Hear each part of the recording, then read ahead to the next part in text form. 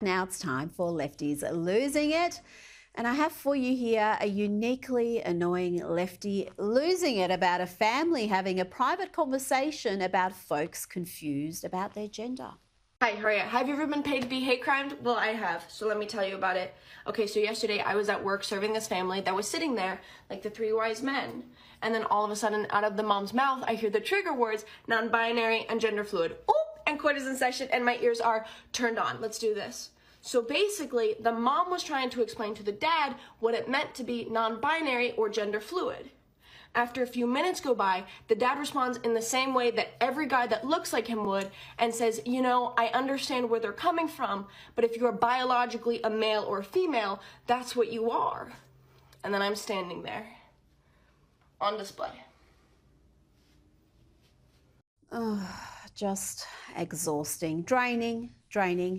Now let's hear from a Democrat Congresswoman, Maxine Waters, who claims Republicans and those upset with the number of immigrants from Haiti being deposited into their small towns, well, they're just racist. There could be no other explanation. Well, let me just say this, that Haitians have been the victims of, not only our country, but Canada and France for years, historically. They're black, they're poor. It's the poorest country in the hemisphere. They have been exploited, and it continues all the time.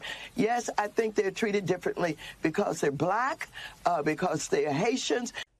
But here is a local in Springfield, Ohio, who doesn't really see it that way, and he doesn't exactly fit Maxine Waters' white supremacist race baiting talk. Let's hear from him. I think it's like kind of odd that like a guy like me has to come out from doing what I do on a daily basis to have fun, because I see what's going on in these streets, and I see you guys just sitting up there in them comfy chairs and suits, and I'm getting out here every day and I'm broadcasting this, and you guys are just sitting up there in suits or something. Like, I really challenge you guys to get out here and do something. These Haitians are running into trash cans. They're running into buildings. They're running into, they flipping cars in the middle of the street. And I don't know how, like, y'all can be comfortable with this. Like, I don't know, like, who's getting paid from it. I honestly feel like someone's getting paid from it in the background. You got a bunch of people on a bus getting dropped off at a gas station to come down here. I know a single mom that FaceTimed me this morning at the welfare office that really need something. And it's nothing but immigrants over there. And here is Kamala Harris taking credit for giving temporary protection status to over 100,000 migrants from Haiti. That is why also, starting with our administration, we gave TPS, temporary protected status, to Haitian migrants, 55,000.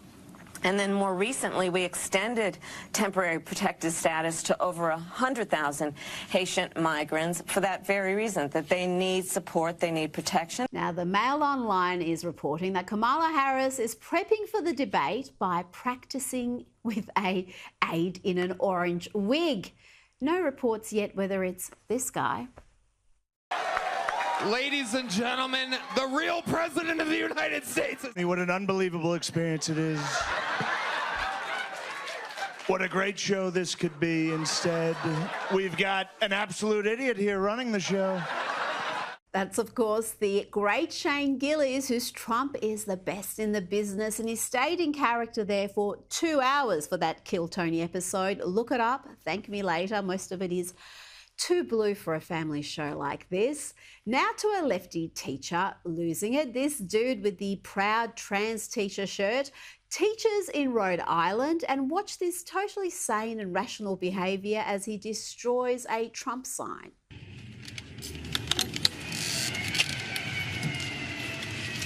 Yes, my name is Henry Gardner, and I work at the Trump store on Post Road. Hit me with that. Guy out here threatening my life. He's got a piece of wood trying to hit me, and he's trying to tear my signs up. Okay. And here is that same teacher claiming he is off on sick leave due to injuries caused by transphobia in the classroom. School teacher, and I'm currently out on sick leave owing to injury in performance of job-related tasks in the workplace. caused by classroom transphobia and homophobia, owing to my own beliefs and opposition to the school-to-prison pipeline. This is a complicated situation, particularly because it is directly related to my gender identity and sexuality and homophobia in the classroom. Good luck, kids. Now, we've seen the Gold Star families ignored by Biden and Kamala Harris. We've seen them attacked by the ugliest segments of the media and social media too. Yes, some lefties losing it are laying the boots into Gold Star families. I am angry at the Gold Star families who invited Trump to Arlington because they decided in their adoration for Trump that it was okay to let Trump, his campaign staff, and his campaign team's videographer and photographer, on top of all of the aides and security, they invited them to Arlington to traipse over other people's children's graves. Just gross and unhinged. Now, we always enjoy watching Bill Maher being schooled by his own guests, and that's precisely what the editor-in-chief of National Review did, Rich Lowry. Watch this. It's easier to get rid of him because if he lost another election, that would be 2018, 2020, 2022, 2024. I would think, and I've certainly been the last one to say Trump's over now. Lots of people do. I was like, no, no, no. But I think this would be it for him. I think he'd still be, he's not like Joe Biden. He's not going to go peacefully and out to pasture. But Republicans will have had enough of Trump, not of Trumpism, but of Trump. And you'd be done with all that chaos. You can't be certain of that, Bill. The one thing that's certain, if he loses, Kamala Harris will be president of the United States. And I wholly oppose almost every single one of her positions. I think she's a vacuous opportunist. I totally reject the idea that in the space of 48 hours, she went from a subpar vice president, everyone recognized as such, all of a sudden to the second coming of Barack Obama. It is preposterous. And the lessons did not end there. Watch here as Lowry and H.R. McMaster school Maher, Democrat John Avlon, and the lefty audience. We've got one guy saying we should pull out of NATO, right? We should not. Putin can do whatever the hell he wants. Basically, giving a yellow light to China on Taiwan. I mean, the autocratic alliance you warn about is in many cases rooting for Donald Trump because they think it leads to American division and decline. But the fact is that right now, if you're strong on national security, one party's leader seems to be trying to weaken NATO, and the other party has expanded it and strengthened it. Except he's supposedly forced by Trump to do a withdrawal. It was done badly. Was totally incompetent, dishonorable, a disgrace. His presidency has not recovered from it since, and our position abroad hasn't recovered from it. And I think you can draw a direct line from that disastrous, humiliating withdrawal to the reinvasion of Ukraine in February of 2022. I mean, I think what's weakness is what is provocative is the perception of weakness. Now let's end lefties losing it with comic Andy Haynes talking about why it's so much harder to live life as a lefty. This is actually pretty funny. I am a liberal. I don't like it. It's not fun. We all know that. It's not fun. It's a full-time job. Conservatives, that must be so easy. You're not learning any pronouns. You're leaving your air conditioning on. You're throwing all your garbage in one hole. I'm out here. I'm like, did the compost go out? Is the compost out? How are the refugees? Are the refugees all right? What's the air quality index today? I remember last year in New York, January 15th, it was 75 degrees. And all of us New Yorkers, all of us liberal New Yorkers, we had to go outside and pretend that was bad. We had to go out on a beautiful January day and be like, this sucks, right? Climate change. I'm in a t-shirt. This is awful. The one and only debate between Donald Trump and Kamala Harris is on tomorrow, and let's take a quick look at the ABC moderators. David Muir and Lindsay Davis are hardly impartial. Here is just a little taste of their anti-Trump bias.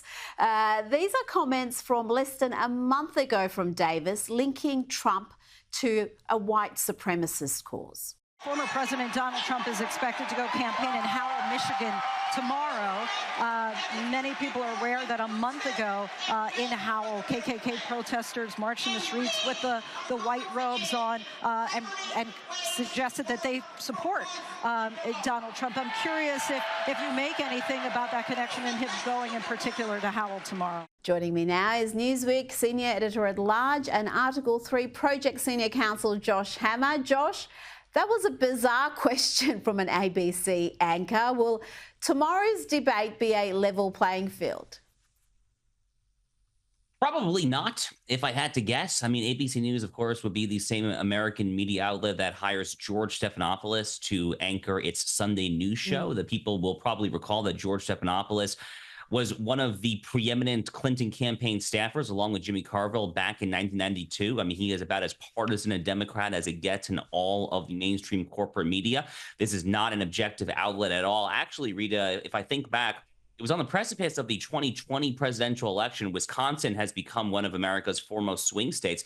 It was an ABC News poll just a handful of days prior to the 2020 election that showed back then that Joe Biden was allegedly up by 17 points on Donald Trump in Wisconsin. The final margin of victory ended up being less than 1 point. So, I mean, there's definitely something in the water at ABC News. Fortunately for Donald Trump, you know, if he plays his cards right, it doesn't really matter, I think, how the moderators approach this. So, look, the moderators, Kamala Harris, Rita, they're going to do everything they can to steer the conversation to two topics in particular. They're going to do everything they can to steer the conversation to so-called our democracy, because they paint Donald Trump out to be a historical threat to the Constitution and all that we stand for. The near assassination of him a month and a half ago has not slowed them down at all. They have that issue, and then they have the abortion issue. If Donald Trump can quickly respond to those two and then pivot to all the other issues, namely immigration, the economy, inflation, and crime. Those are really the four issues right now. Those are the four issues that the American people tell pollsters they care most about.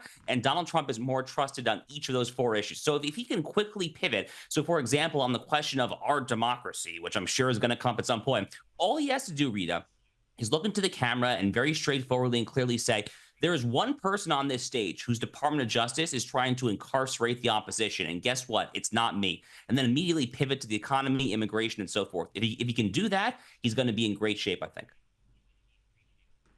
I think so. And I think he also has to just resist talking, because the more Kamala talks, the more trouble she gets herself into. And I think that will be difficult for Donald Trump. But if he can restrain himself, it would be fantastic. The Mail Online is revealing that Kamala Harris is prepping for this debate by practicing against an aide in an orange wig.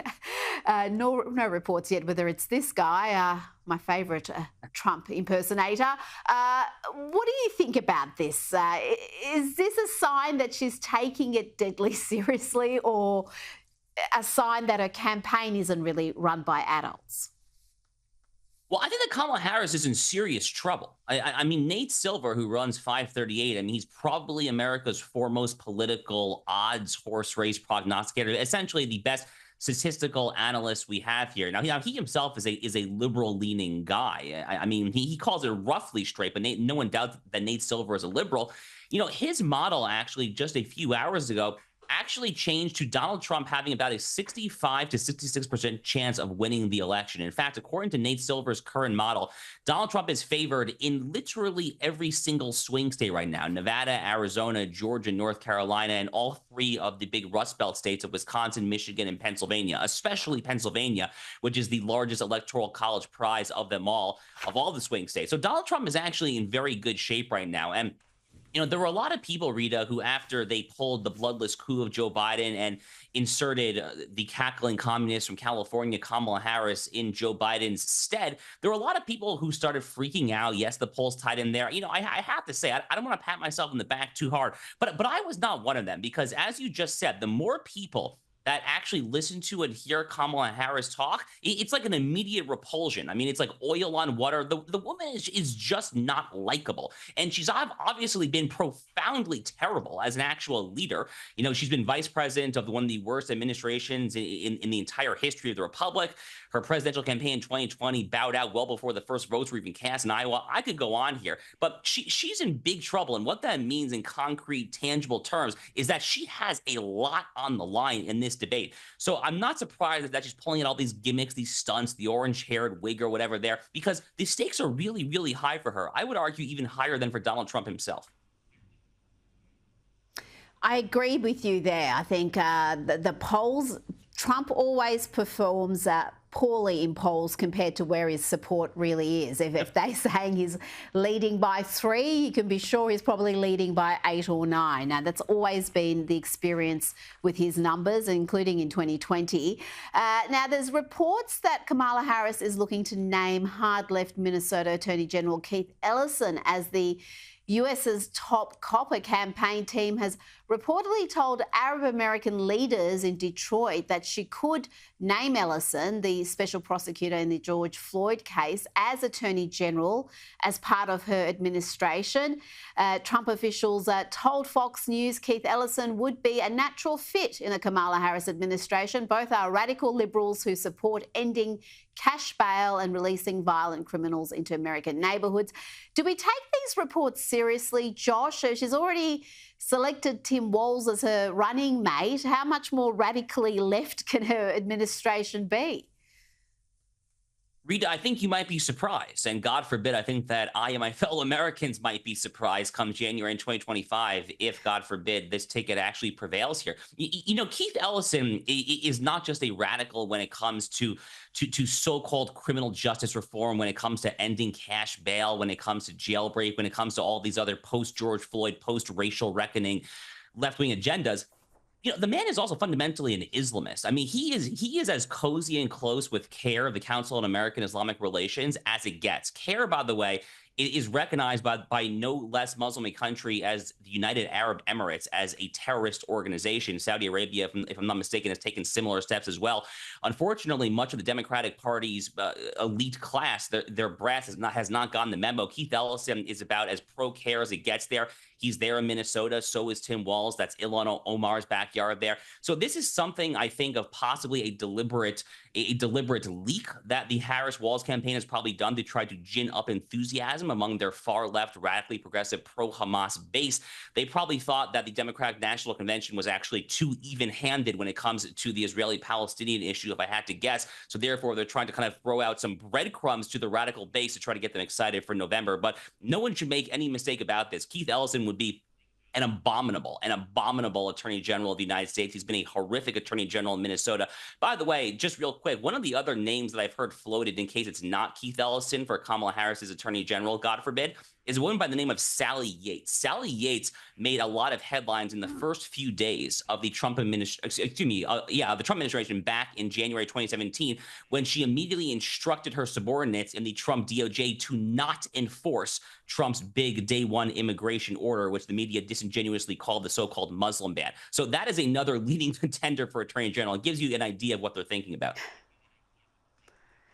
It's shocking because they are trying to tell the broader American public, not just those factions that you spoke of, that she is a centrist, she's a moderate, she's a safe pair of hands that you can trust to not bankrupt the country. And yet, when you hear about these people she wants to include in her inner sanctum, they are amongst the most radically left destructive forces in American politics. But again, she did have the most liberal voting record of any senator in 2019. That's her own track record, so we know where she stands ideologically. Josh Hammer, thank you so much for your time this evening. Thank you so much, as always.